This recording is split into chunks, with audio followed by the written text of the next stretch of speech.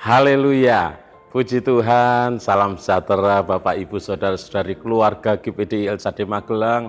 Tuhan Yesus memberkati. Terus alami pembaharuan di dalam Tuhan setiap hari. Mari renungkan firman Tuhan menggunakan 365 hari yang mengubahkan. Hari ini pembacaan kita ada di dalam 2 Korintus pasal yang kelima. 2 Korintus pasal yang kelima, saya akan membacakan ayat yang pertama. Demikian bunyi firman Tuhan. Karena kami tahu bahwa jika kemah tempat kediaman kita di bumi ini dibongkar, Allah telah menyediakan suatu tempat kediaman di surga bagi kita. Suatu tempat kediaman yang kekal, yang tidak dibuat oleh tangan manusia. Renungan firman Tuhan hari ini saya beri tema berpindah. Berpindah. Kalau kita mengobservasi, menyelidiki, mengamati kata demi kata dari 2 Korintus pasal 5 ayat yang pertama ini, nasihat apa yang dituliskan di dalam ayat tersebut? Nasihat apa yang dicatat di dalam ayat tersebut?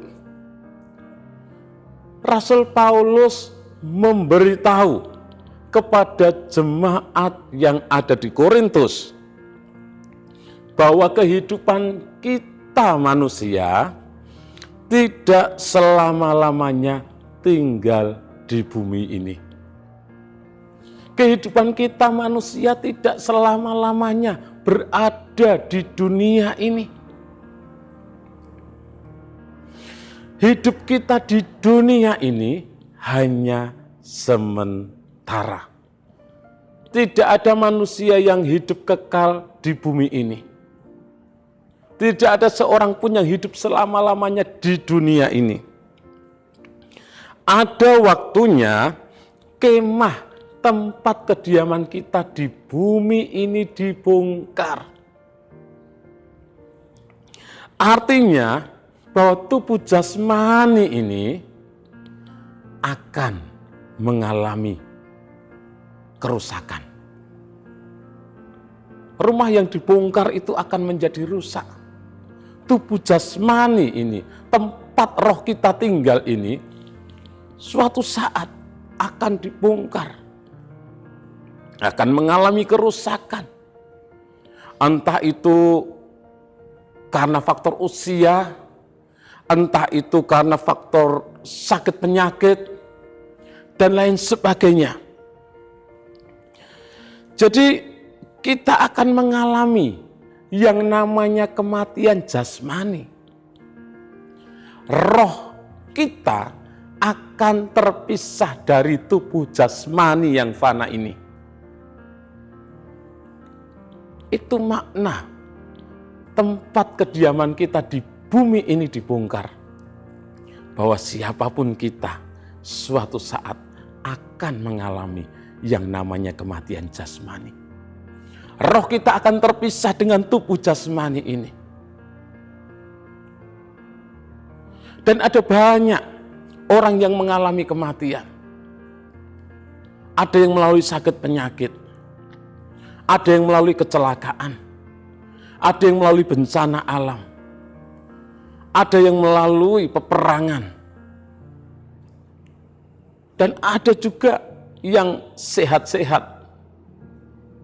Tiba-tiba kita mendengar berita, sudah dipanggil oleh Tuhan. Namun kita patut bersyukur sebagai umat-umat Tuhan, sebagai orang-orang yang percaya dan beriman kepada Tuhan Yesus Kristus. Karena apa? Karena Allah telah menyediakan suatu tempat kediaman bagi kita, yaitu kediaman di surga. Jadi kita manusia tidak hidup selamanya di dunia ini. Ada saatnya kemah di dunia ini dibongkar. Ada saatnya kita akan mengalami yang namanya kematian.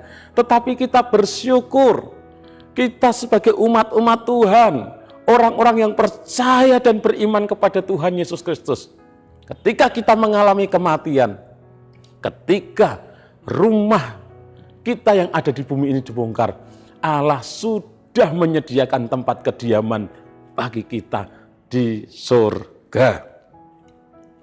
Jadi, kematian bagi kita umat-umat Tuhan, kematian bagi Bapak, Ibu, Saudara, dan saya sebagai orang-orang yang percaya kepada Kristus adalah berpindah tempat. Berpindah tempat dari hidup roh kita tinggal di dalam tubuh yang fana ini, kita tinggal di dunia yang fana ini, kita akan berpindah tempat ke tempat yang jauh lebih indah.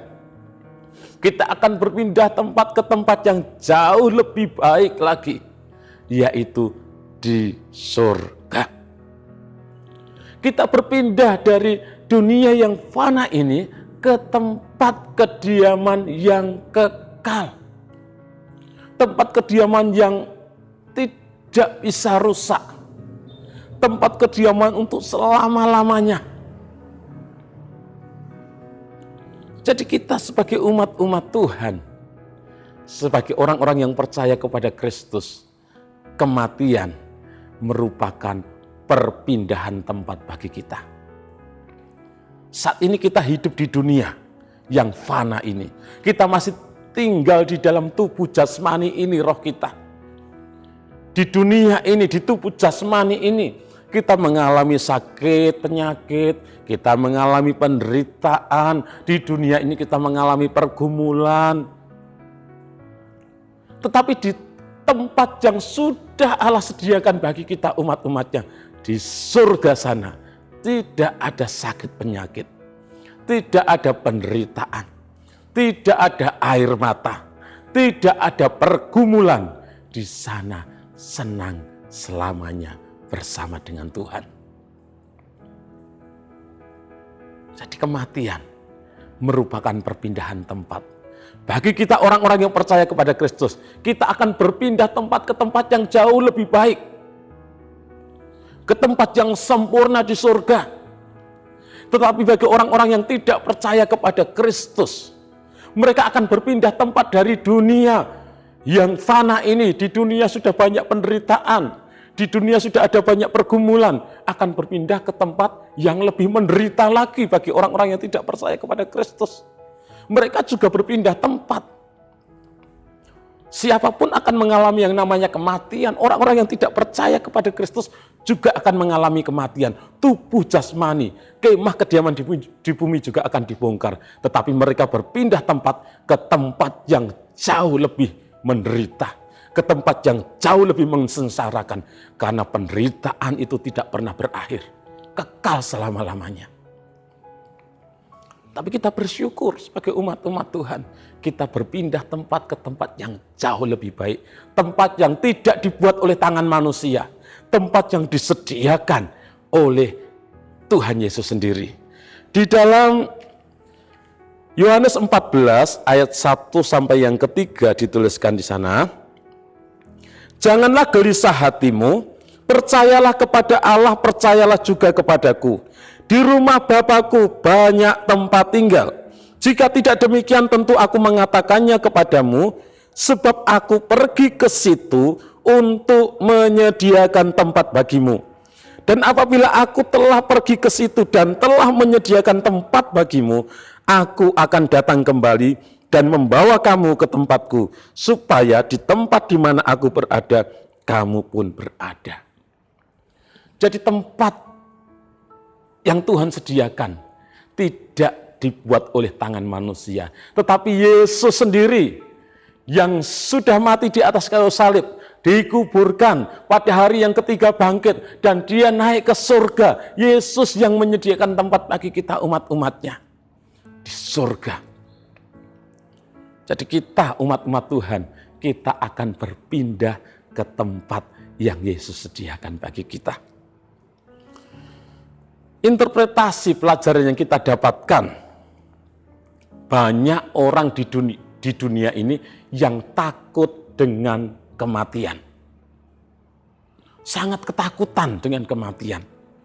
Tetapi kita sebagai umat-umat Tuhan, kita tidak perlu takut dengan kematian.